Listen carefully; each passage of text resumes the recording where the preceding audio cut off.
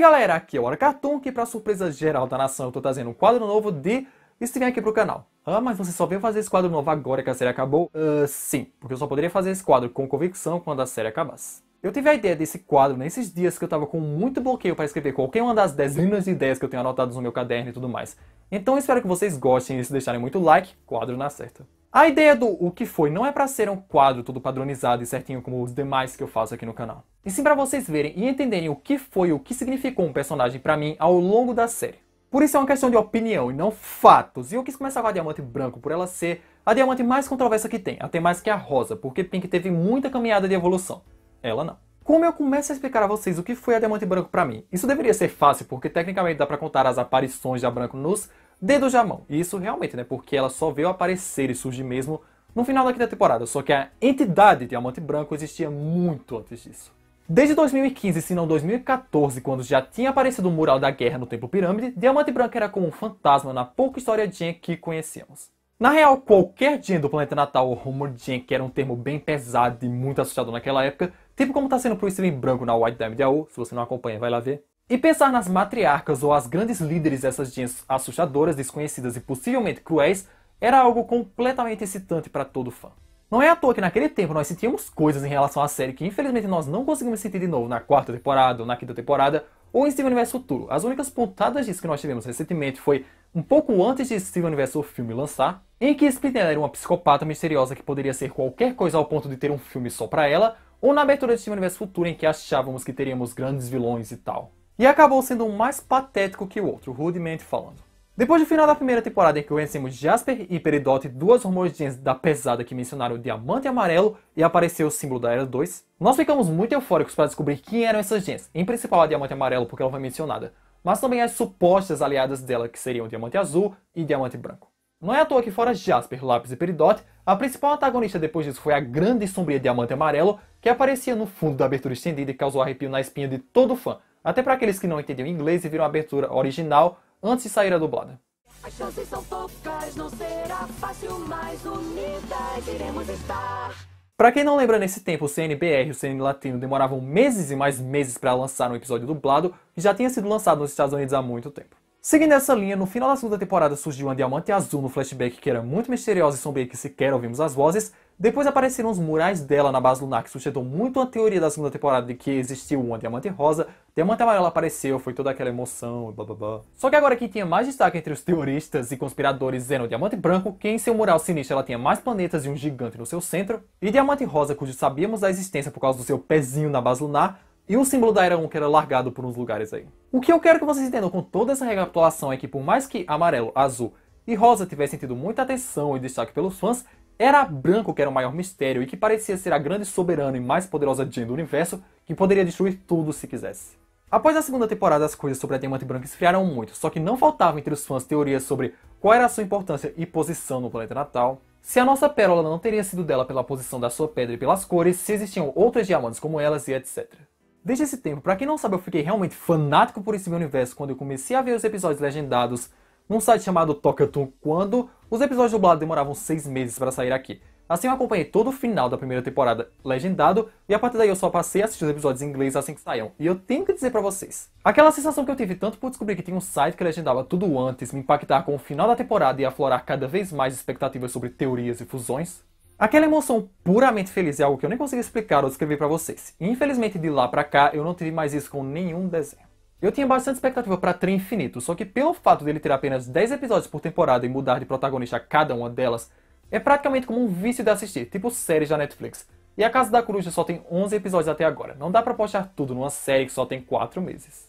Continuando nessa construção que eu e muita gente tinha de que Diamante Branca era praticamente uma deusa e que seria a antagonista ou vilã suprema no final da série, ressurgiu apenas no seu mesmo mural da terceira temporada, tendo resquícios dela quando Steven e Lars vão pro planeta natal, vendo aquele que já teorizávamos que era a nave dela, até que só na reta final dos últimos episódios do Steven Universe convencional que eles vieram mencionar a Branco tipo temendo e se assustando com ela só de falar o que era esperado, mas durante o arco do Diamond Days, a Branco me decepcionou muito. Primeiramente que eu odiei o fato de nunca explicarem os sonhos loucos do Steven envolvendo ela quando estava lá, ou como Cargas d'Água Branco sabia que o assassinato da Diamante Rosa tinha sido uma farsa.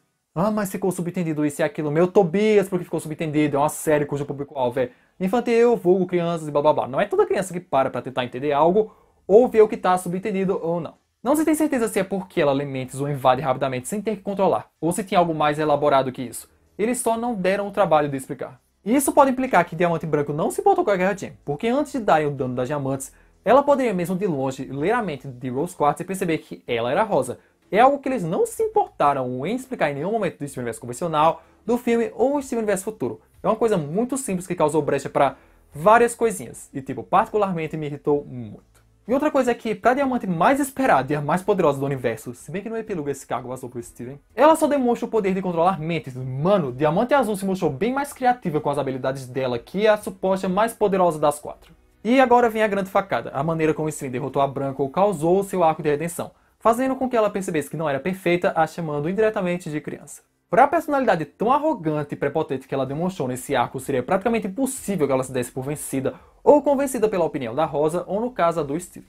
Mas o maior problema mesmo era a premissa que os fãs criaram em cima disso, para acabar daquela forma. Mas claro que se você for olhar debaixo dos panos, faz muito mais sentido que Diamante Branco tenha aceitado a opinião da Rosa do Steven, porque praticamente derrotou ela e o Steven Rosa podia ter despedaçado ela ou as outras diamantes ou todo mundo. Faria sentido que ela se curvasse perante o poder e ouvisse ele por causa disso. Só que na série não deu a mostrar isso, porque seria meio errado, só que tecnicamente é isso.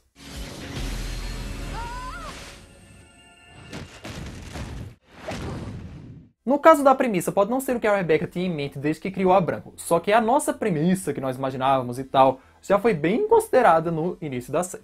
Como quando a Amarela era a grande vilã suprema daquela época, e nas primeiras vezes que ela apareceu não foi lá essas coisas também.